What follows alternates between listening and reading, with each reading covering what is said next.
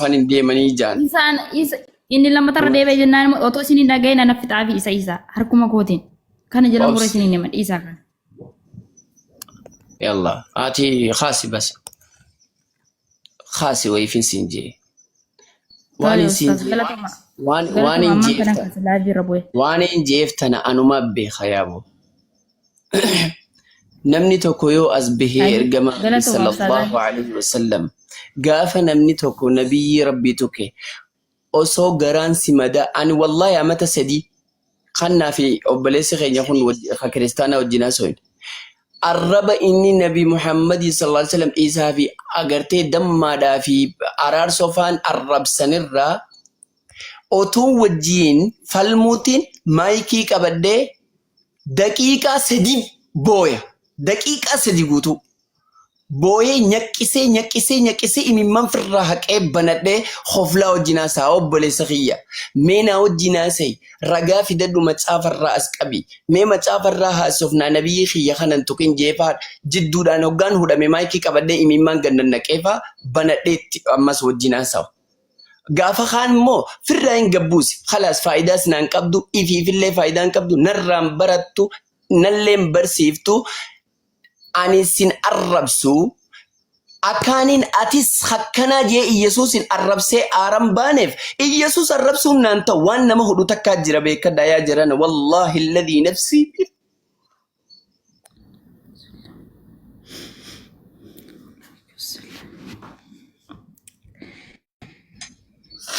akaan Iyesuus Kiristoosin sallallahu alaihi wasallam anillee khayyaa arrabsan kasaaniitiin arrabsa jee arrabsee aaran baane Iyesuus yoon arrabsee islaamummaa keessaan ba'a.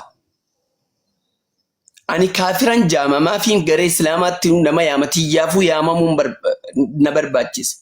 Tanaaf Iyesuus Kiristoosii fi Nabi Muhammad sallallahu alaihi wasallam ija bitaati anaaf lachuu jara qulqullu lachuu ergamoota rabbi lachuu gabroota rabbi lachuutu gartee ambiyaa rabbi lachuu rabbii faarsee rabbiitu ol aanse rabbii ifitti aanse jara kana akkam haa godhu akkam abbaa kiyyaa ta'u yoo Iyesuus ummaan tiyya tuyte haati tiyya Iyesuus yoo tuyte wallahi alladhii nafsii biyadii niin barsiisa niin gorsa niin sossoba ofitti qaba yoo kaan immoo yoo isin jecha hamaadhaan amma ammatti deebite wallahi badbahaa nan qalakam Yesuus Kiristoos umamma Yesuus Kiristoos islaamniin fadhu yettan kan jaan kana kiristaan haati tiyya tana dees yooniin gartee dhabamsiisuu dadhabe ana biraa dhabama guyya san booda haadhanaan taatu anaatu biraa dhabama yoo garaan na dadhabe gorsee kadhadhee barsiisee dadhabee ennaan anaatu bakka suni dhabama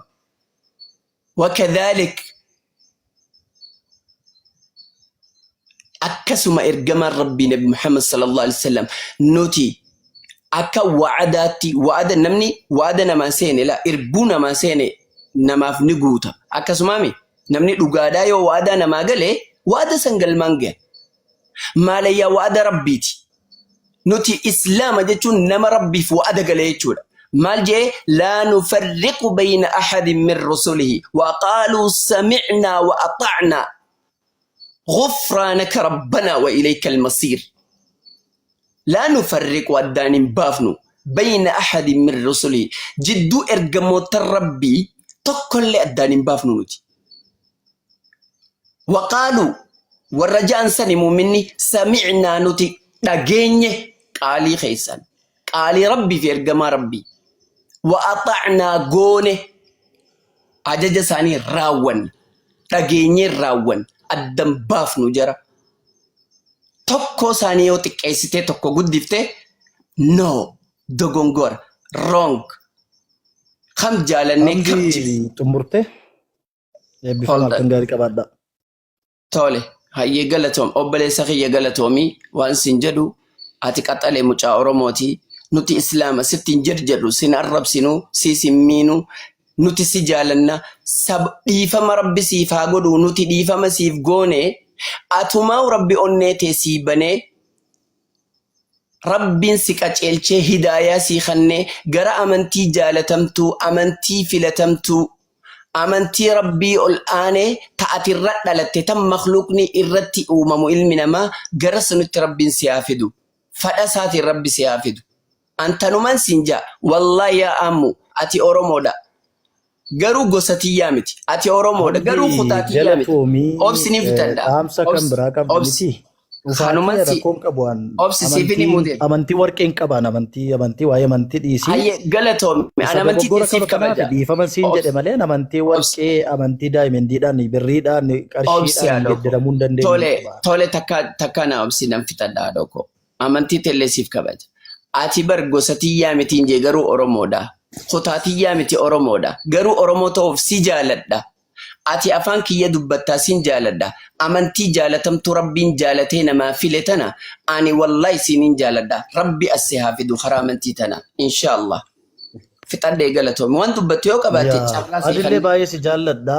Wal jaallannee waliin haasawaa turre waggaa 2-3 kaabnee yeroo dheeraa waliin haasawaa turre waan ta'eef asirratti garuu ammarree dhiifama naaf godhaa isiniin jedheera eebbifamaayii amantii kommoo baay'een kabajaa amantii keessanillee baay'een kabajaa lafatti amantii walitti buunullee hin qabnu amantii keessanitti wanti na buusus hin jiru eebbifamaan isiniin jedha namni gaafa wanta tokko ta'ee uumame malee amantii namaatti hin bu'u kanaaf amantii keessanitti hin bu'u kanaaf ustaazonni gurguddoo as keessatti ta'ellee dhiifama naa godhaan isiniin jedha akkasuma amantoonni illee dhiifama naa godhaa isiniin jedha yeroo sana Haares simmeetiidhaan dubbadheera. Kun immoo shinummaa mataa kootii dogoggora kiyyadha. Kanaaf dhiifama isiniin jedheera. Eebbifamaan isiniin jedha inshaallah. Gara amantii kootti immoo Waaqayyo isin fida guyyaa tokko. Dhugaan sun isinii gala. Eebbifame obboleessa kiyya.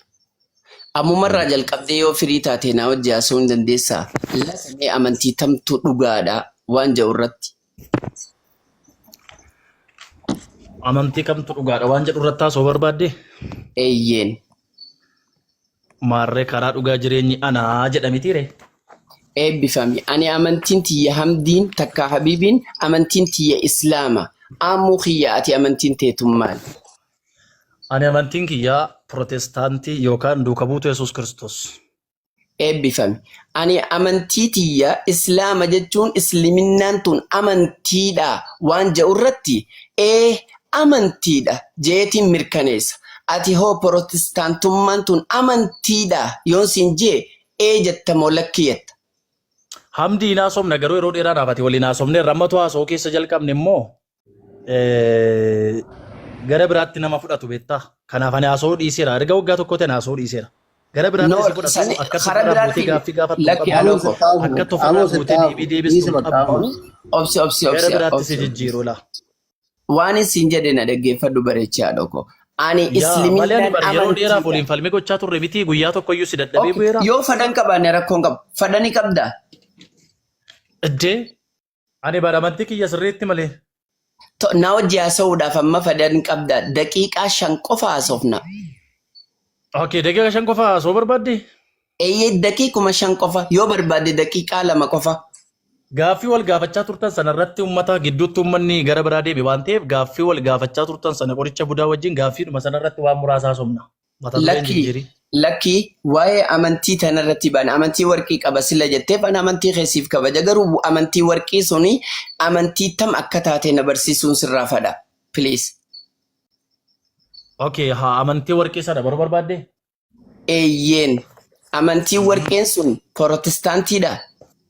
Protestaantummaan kun amantii warqee akka taate hin beektooti? Eebbifame haadha koo. Mee warqeellee warqeedha yoo ati amantiin protestaantii jette rakkoon qabu ani warqeedhaaf dilasan. Because ani siifin kabaja. Hayyee amantiin warra ammoo keenyaa warqeedha jee bira kuta. Garuu warqee tanatti osoo hin dabarre protestaantummaan tunuu amantiidha. Protestaantummaan amantiidha? Takka peenxinnatiin tun amantiidha. Obboleessoo nuti peentee jedhamna miti. Dhaggeeffadhu. Nuti peenteen jedhamnu nuti peentee miti. Nuti duuka buutuu Yesuus Kiristoosidha. Duuka buutummaa amantii duuka buutuu jedhamtu jirti. Nuti duuka buutuu Yesuus Kiristoosidha yookaan I know bro. I know. Nabii Muhammad hordoftan nus karaa Yesuus Kiristoos hordofna. Okay, ani amma adda sii baas. Tokkoffaa dura ani hamdiidha. Ani muslima. Namni niin ani itti amanu, ani qaamni niin ani itti amanu Allahattiin amana. Kaniin duuka bu'u Nabi Muhammad. Amantiin tiyya Islaam. Ati eenyutti amanta? Eenyu duuka buuta? Amantiin tee maali? Ani amantiin koo duuka buutuun koo Yesuus Kiristoos kan itti amanu Waaqa tokkicha. Ati Allaatti amanta miti? Amantiin tee Allaatti amanta. Allaan ati itti amantu kuni an keenya Waaqni nuti itti amannu biyya mataa isaatti afaan mataa isaatti waaqeffamuu danda'a. Kan kee garuu Allaan ati itti amantu biyya addunyaa kana hundumaa dhaqii Allaa jedha hundumtu. Akka inni afaan keettiin jijjiiramnu kan afaan Oromoodhaan akkati maqaa Allaa kana waamne kan si godhe jira. Afaan Amaariffaan akka inni waamamne, afaan Ingiliffaan akka hin waamamne, afaanuma Saudi Arabiyaa yookaan immoo afaan Arabiffa qofaatiin akka inni Allaa qofti waamamu ati maaliif akkamitti amanuu dandeesse? Kana ifa naa gochuu dandeessa ati mataan keeyyuu. Eeyyeen ifan si godha garuu gaafii tiyyaatu siif hin galini. Akkiin siin jee ani Allahattiin amana. Nabi Muhammad duukaadhaan bu'a. Amantiin tiyya garuu Islaamaan je. Ati eenyutti amantu? Ani immoo Allah Waaqa mitiin siin jedha. Allah Waaqayyoodha kan jedhu Quraana keessaa yoo naa fidde immoo it is good. Ani Allaan Waaqa miti. Ani Waaqayyo tokkichatti amana. Rakkoo miti. Waaqayyo tokkichatti amana. Rakkoo mee Allah Waaqa miti jechuudhaaf gara boodaatti itti deebina ragaa barbaachisu yoo qabaatte naa fiddaa. Ati eenyutti amanta? Eenyu duuka buuta? Amantiin tee hootami? Yesuus duukaan bu'aa Waaqa tokkotti amana. Amantiin tee'oo. Duuka buutuu Yesuus yaan. Amantii duuka buutuu jedhamtu jirti macaafarra. Ani duuka buutuu Yesuus Kiristoosidha. Amantiin duuka buutuu jedhamtu jirti. Oh my God. Amantiin duuka buutuu jedhamtu jirti? Eeyyee. Obboleessa. Ati karaa Muhammad hordoftee Allaatti amante miti? Ani lakki ani Nabi Muhammad duuka bu'a sallallahu alaihi wasallam. Garuu amantiin tiyya Islaama. Ati Yesuusin duuka buuta Waaqayyotti amanta amantiin tee hoo maali? Ani Kiristaana brother. Amantiin Kiristaana jedhamtu ni jirti. Sirriitti malee. Okay macaafarraa naa eeri haadhoo koo. Yoo barbaadde ani Islaaminaan amantii ta'uudhaaf siifin eera. Ana dura si eera mosiitu dura naa eera. Okay. Na yeroo barbaadde na yeroo rakkoon qabu. Tole sana na hiikime. Lakki Allah miti mee sunitti deebina. Tokkoffaa duraa irratti suuraa Al-Imraan suuraa 3 ayata 19 amantiin Rabbi bira fudhatama qabdu Islaama qofa ja.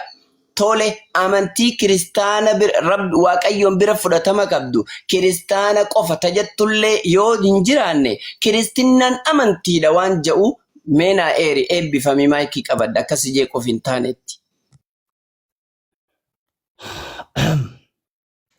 Rakkoon qabu siifaneera. Ani atakkumati karaa Muhammad duukaa bu'een Allaatti amanaa jette. Egaa Allaatti amantu kun egaa I don't know on beekon Allaani atti amantu kun rakkisaadha kan kee kun gaafa itti dhufne. Obboleessa tokkoffaa dura hoggaa haasoytu. Anamma Waaqayyottiin amana gaafaati jette Waaqayyoon kee kun akkana akkasi hin jenne. Yesuusitti duuka bu'aa jette Yesuus akkana akkasi hin jenne. Mee Allah kiyya anaatutti amana. Ani waan kiyyaan hima. Ati waan kee himi. Tiyya hime tee qofaa hafe. Amantii Kiristaanaa waan jettu macaafarraa kabajaa fi jaalalaan naa eeri. Eebbifame. Ani Protestaantiidha siin jedheerara. Amantii Protestaantii ja'amtu macaafarraa naa eeri. Protestaantii jechuun hamdi damee kiristaanummaa kan jaarraa 16ffaa keessa haaromsarraa maddi agarsiisa. Si galeera? Obboleessa koo ani maddaa fi gartee burqaa osoo hin taane feetu kiristaana jay. Feetu Protestaantii jay, feetu Pentee jay, feetu Jehovah's Witness jay, feetu gartee Kaatolika jay, feetu Orthodoxii jay, feetu gartee Adventistii jay, feetu waan barbaade Buddhism, Judaism, amantii barbaade na himi. Amantiin sun macaafarra jiraachuu qofaadha. Okay, amantii kiristaanaa. Okay, amantii Protestaantii waan jettu macaafarraa naa kenninaan ani amma right now right here kiristaana ta'uuf qophii. Okay. Maal godha riyaatoonni hartaa matoo hin hartaa bar gaafa namnaa Lati sootti naaru foon haadhoo hartaa ko ani akkamitti haaraan amman. jiru jaalala naa Maal sa'u kun jira. ammayyuu argaan jira bar gara biraatti na naannessitu baraan yeroo meeqa ol duukaa sobneera miti ammoo kada naannessitu bar gaafa naasu. Obboleessa kiyya kabajamaa ani nama kumaa fi wayiitu kunuun dhaga'u jira lakkii aaran qabu. Macaafa kee keessatti illee Waaqayyo jaalalaa jedha. Beeki waan jedhu macaafni tokkoffaa Phexros boqonnaa 3:15 irratti Yesuusiin garaa keessan keessatti gartee akka gooftaatti yaada adda beekannaaf nama gaafii isin gaafatee deebii isinirraa barbaadu deebii quubsaa ta'e kennuudhaaf yeroo hunda qophaa'oo ta'aadhaa ja'a. Itti fufee immoo deebiin keessan arraba laafaa fi nama safeeffachuudhaan haa ta'uu jeeti itti fufa. Mee suutuma safuudhaan akka oromummaatti miraaza walitti hin qabnu naa ati salaafaa liqii walirraa hin qabnu si dura caafame macaafni quraannis na dura caafame garuu nu jiddu jira waan barreeffame irratti dubbanna amantii protestaantii waan jettu naa kanninaani ani amma kiristaanan ta'a. I promise.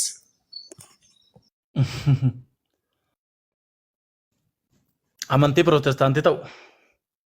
Kan protestaantii jedhu yoo macaafa irraa si kennedha kiristaana taata?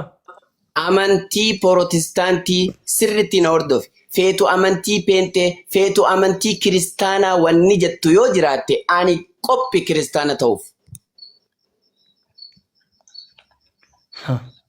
Okay.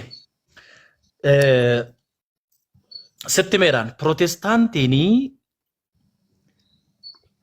gaafa jennu nuyi ani Hiika duuka buutu Yesuus protestaantii Kiristoos. jenne dhiifama. Ani hiika duuka buutu hiika protestaantii osoo hin ta'in amantaa protestaantii takkaa peentee amantaa kiristaanaa wanni jettu yoo jiraatte ani qophiin je. Ani malal suuraa sadaffaa Al-Imraan ayata 19 inna diina inda Allahi al-Islaam amantii waaqayyoon bira fudhatama qabdu islaama qof. Dabaratan suuraa 3 ayata 85 waman yabtaghi ghayra al-islaami diinan falan yuqbala minhu وهو في الآخرة من الخاسرين إسلام من على أمنتي برانا من بربادة واني تك دنيا رتلي رانك بلمتو آخرة ورهون جيتا سورة شنفادة سورة العمران آية 3 ورضيت لكم الإسلام دينا آمنت إسلام من آمنتي إسني توف نتو جالتي إسني فلتي جي آمنتي إسلاما أبلسخو سورة 3 العمران آية إبا في تكرتيس يا ور ربتي أمنتن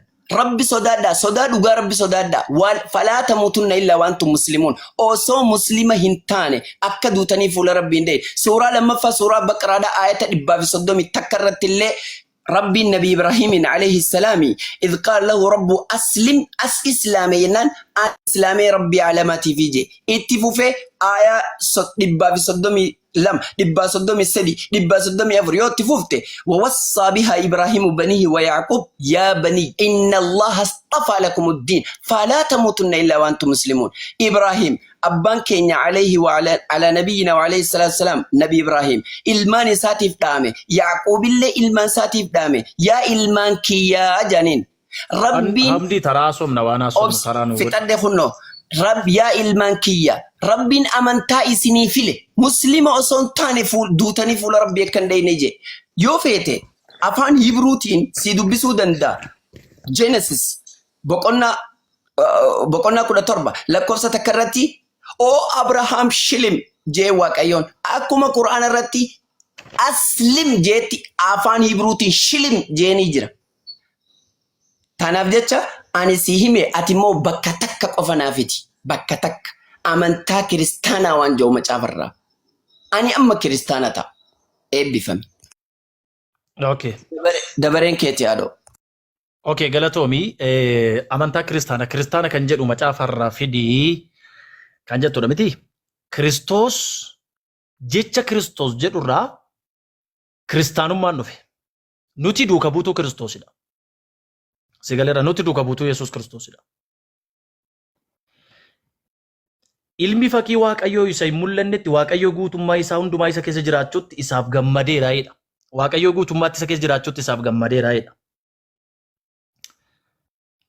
Ani nagaa koon isinii kennaa jedha. Nagaan ani isiniif kennu akka kan biyya lafaa kanaa miteedha. Wangeeloo Yohaannis boqonnaa 14:27 irratti.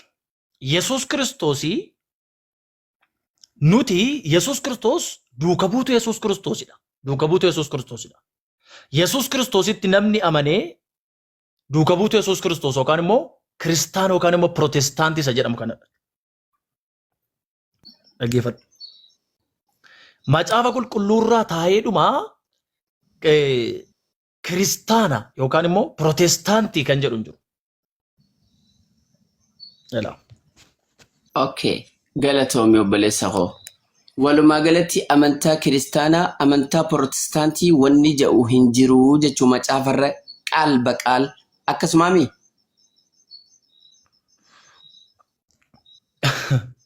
Walumaa galatti hin jiru. Walumaa galatti qaal baqaal amantaa kiristaanaa yoo amantaa Pirotestaantii wanni jedhu hin jiru moo ni jira?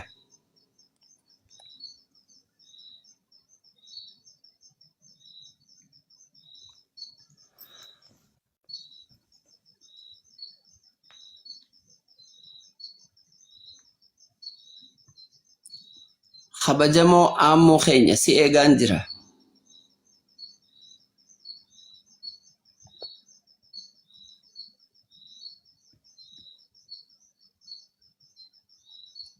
Sagaleen kiyya hin dhaga'amaa? Ni dhaga'ama. Okay, eebbifamaa. Obboleessa keenya kabajamaa siin eegaa jira. Nagaamuu sagaleen gostaas. Amman tana hin dhaga'ama. Amantaa kiristaanaa yookaan amantaa Pirotestaantii wanni jedhu qaal baqaal ni jira moo hin jiru? Ilaa dhaggeeffadhu ustaas. Amantii kiristaanummaatiin Yesus Kiristoos dubbii Waaqayyoo jedhamee waamamuun uumama waaqummaa isaa fi ga'eenni ergaa Waaqayyoo dhala namaatiif dabarsu keessatti qabu agarsiisa. Sigaleera. Kiristaanummaan yookaan amantiin kiristaanummaa. Hojiin baanu haadhoo ka'u. Hojiin baanuwaan. Laalammaa. Hojiin baan ilaa dhaggeeffadhu kwa qoyittan sii dhufaa. Ilaa waan tokko callisamee man dubbatu tan sii dhufaa dhaggeeffadhu. Hayyeetti naa dhufi. Sigaleera. Yaadireen kun caqasoota baasiisa wangeelii Yohaannis irratti kan madde jalqaba irratti dubbiin akka ture dubbichis Waaqayyoo wajjin akka ture dubbichi Waaqayyoo akka ture dubbata. Kan jechuun kanaaf kiristaanummaan amanni kiristaanaa Yesuus Kiristoos dubbii Waaqayyoo jedhamee waamamuun uumama waaqummaa isaa fi ga'eenni ergaa Waaqayyoo dhala namaatiif dabarsu keessatti qabu agarsiisa waan ta'eef kiristaanummaan kun Kiristoos irraa dhufe. Okay, ani wanta kaasirratti siin jedha. Haadhoo koo ati hojjetaa wangeelaati. Paastar Aamuu sirriitti si beekaa. Ani paastara miti. Dhaggeeffadhu ati amma mee numa dhiisi waan macaafa qulqulluuti malee barsiisaa miti. Hayyee yaa barataa fi barsiisaa macaafa qulqulluu eebbifami baguma taateyyuu waan siin jedhu wayii si yaadachiisuu barbaada. Dubbii Kiristoos Yesuus takkaan si yaadachiisuu barbaada. Dubbiin sun dubbii jabduudha. Yoo nama dhuguma Kiristoositti amanuu fi Kiristoosin kabaju taate. Wangeela Yohaannis boqonnaa 12 lakkoofsa 48 irraa akkas jedha. Nama dubbii ko nama ana tuffatee dubbii tiyya dhagahuu didetti ani faradu jira je. Dubbiidhuma ani arra dubbadhee guyyaa isa dhumaa sana isatti faradaa je. Dubbiin ani dubbadhu ani ofuma kootiin miti. Abbicha isa na ergeetu waanan dubbadhu na abboome malee ani ofuma kiyyaan hin dubbannee je. Lakkoofsi 50 dubbiin rabbiin tokkichi takkaa inni na abboomees jireenya bara baraaf akka ta'e ani beeka. Eegaa waanan jedhu akkuma abbaan natti himettan dubbadha ooje. Namni na jaalatu je ammasis dubbii tiyya ni eega je. Namni nan jaalanne abboomota kiyya hundumaa hin eeguu je. Yaa dhiiroo yoo Iyesuusin jaalatte mee hoottu akkuma Iyesuus dubbate dubbanne waan inni hin barsiisin hin barsiifnu. Amantaa kiristaanaa wanni jedhu jirti. Ati dubbii kanatti namantaa? Dhibbattiin amana. An osoon amanuu baadhee Iyesuus ani ergamaa Waaqayyooti ifiin jennaan dhugaa keetii ergamaa Waaqayyootiin jedhuun silaan tuffadhee lakki ati waaqan jaan malee. Kanaafuu innoo namni dubbii koo dhanne jaallatu dubbii koo eegad in jaallatta ta'e dubbii isaatti erga namanta ta'e karichi dhugaan jireenyi ana malee iyyuu gara abbaa dhaquu hin danda'u jedhe. Ani yoomiin si waakkadhe kana. Kanaafuu karaaf dhugaan jireenya Yesuus Kiristoos akka ta'e hin beektaa itti amantaa? Obboleessa koo yoo dogongoraa jiraatte an dogongora irraa si qaba akka obboleessa hangafaatti. Yesus Kiristoos karaa miti yoon siin jedhe an inuman dogongore. Yesus karaadha. Karaa maali? Karaa gara rabbii tokkichaa geessu eenyuuf saba Israa'el kan ergame saniif. Dhugaadha. Jireenya akka ta'e sin beekta Yesus Kiristoos jireenya akka ta'e. Ani wanta akka asirratti si hubachiisa. Kontekstii macaafaa sirriitti yoo nama xiinxalee waa hubatu taate jireenya wanni jedhamu jireenya barabaraa wanni jedhamu takkaa'oo jireenya jechi jedhamu bifa sadiitti hiikama. Tokko jireenya amma jiraattu kana. Lama jireenya barabaraa jedhama. Lamaan jireenya barabaraa hoo kamii fi kamii yoo jette tokko jireenyi barabaraa kan jannata yookaan immoo mana abbaa koo keessa iddoon jireenya baay'ee jira jee Yohaannis boqonnaa 14 lakkoofsa takkarratti dubbate sun tokko. Inni lammaffaa jireenyi barabaraa immoo jannatas miti amma jiraannus miti jireenyi barabaraa dubbii waaqayyoodhaati. Akka Yohaannis 12:50 irratti dubbiin inni na abboomes jireenya barabaraaf akka ta'e ani beeka jedhe. Dubbii waaqayyoo jireenya sagalee jireenyaati. Dabalataan biddeenallee jechuun nyaata. Dubbiin rabbi biraa Yesuus fide biddeena jireenyaati. Akkas jechuun maali? Kan qaamni lafarraa uumame waan lafarraa biqile nyaatee jiraata. Ruuxiin rabbi biraa dhufte waan rabbi biraa bu'e qofa nyaatee jiraata. Waan ta'eef biddeena dubbii rabbii nyaateeti ruuxiin jiraata. Sun sani obboleessoo awwaan kana waan isin jechuun jiru. Amantii kiristaanaa wanni jettu macaafarra ni jirti eebbifame. Yeroo baay'ee gaaffii ati gaafattu beektaa? Gaaffii deebisii argachuu danda'u miti. Maaliif gaaffii ati gaafattu waan macaafarra hin jirredha. Waan macaafa qulqulluurra jiru miti. Naa deebistee jirta obboleessa kiyya. Dhaabbadhu takka. Khalas obboleessa hara garee huruu. Okay, fiiskaayyuu qabdaayi. Eeyyee dhiyoo tana kunoo iidarratti bitadhe dhiifama ammuu kiyya. Bar guyyaa iidaa bitadhe. Akkasitti yaa waan isin jiru ammuu kiyya. Erga waan macaafarra jirre taate amantii kiristaanaa wanni jedhamu. Haadhoo koo macaafni akkas jedha. Itti nama mul'ata Yohaannis irratti gara duubaa. Nama dubbii macaafaa kanaa keessa waan hin jirre itti dabale dha'icha waaqayyoo isatti dabalama. Namarraa irrise muka jireenyaa isa mandaratti qulqulleetti san keessa waaqayyoo irraa irrisa ja'a. Yesus Kiristoos illee waan jedhe Maatiyoosiin yoonii fi dubbisnee boqonnaa 5 lakkoofsa 17 hanga 19 yoonii fi dubbisnee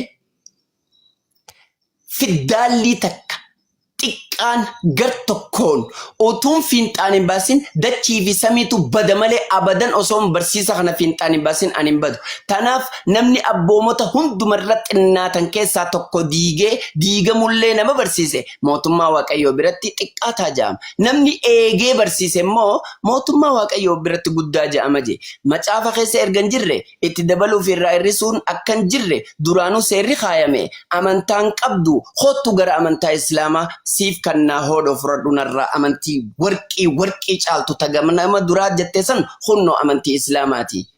Eebbifame. Okay. Amantii Islaamaati. Okay. Ati ofii kiyyuu dubbatteetta dhugaa baateettaaf Yesuus Kiristoos karaaf jireenya dhugaa akka ta'e dhugaa baateettatiyyuu waan baay'ee haasofteetta. Garuu akka gaafattu kanatti waan sirrii tokko yoo gaafatte deebii argachuu hin dandeessu. Waan sirrii hin taane garuu yoo gaafatte deebii argachuu hin dandeessu. Haa ta'u yeroo biraa waliin haasofna. Rakkoon qabu. Tole obboleessa koo eebbifame. Waan gaafattu ni qabdaa? Okay. Ani si gaafachuu nan danda'a? Gaafadhu rakkoon qabu. Okay. Ani gaaffii baay'een qabaatuun si gaafadhe.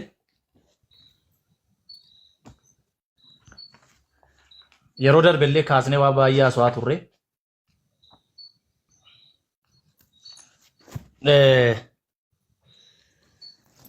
Gaaffii tokkotu naaf hin deebine beektaa?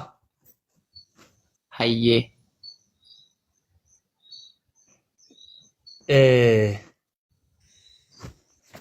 Suuraa Al-Maariyaam 3:55 irratti waan hin duunee fi jireenyatti waan jiruuf duuka buutonni isaa jireenyatti jiraatu jedha. Isaadhaan. Meerranaa deebi. Kana galuutti. waan hin duunee fi jireenyatti waan jiruu fi duuka buutonni isaa jireenyatti jiraatudha. Suuraa Almaariyaam 355 irraa. Mee haadha koo waan kana viidiyoo nu baasuu hin dandeessaa fadha keetiin. Okay. Thank you. Tole. Bilbila isa tokkoon nagashi dhiifama achir kanarraan qaba. Si guddiseera. Kamiin seentu. Kamiin seenuu barbaada. Tokkoon seena dhiifama qoy. Tole seeni.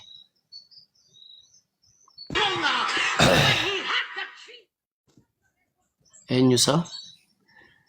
Amu mama amuudha. Assalamu alaikum kofan. Jirtu? Waalaikum salaam wa rahmatullahi wa barakatuh. Where is the maal abbi bulle o maal inni abbu muaz haasofsiisuun barbaada ture beektaa karaamta dhibe ay qoricha buda maal abbe halkan ta'anu bulchitu Kota gara Islaamummaa waan wangeerran jira nutti lallabina maqaa isaatiin. kota gara kiristaanummaa kota maali garuu ani dhugaa rabbi gaaffiin qaba. Amma ani yoon doktoran ta'e ati Abbo Muaz kijiba Abbo Muaz obsi afixatanii ustaaza dubbadhaa. Maaf jennaan nuti waan wangeerran jira lallabnu waan wangeerran jira dubbannu nuti waan quraanarran jira hordof yoo quraanni kiyya Muhammad ergaman jenne quraana sana girgiddaan dheetiin deem yoo Allahan ani waaqaa jedhin girgiddaan dheetiin deem walii galle islaamni amantiyoon jedhin mina abbaatu waaqeffataan ta'a waaqa tokkicha garaa garbaa jeetiin kan agartee kitaaba malee waaqeessa walii galle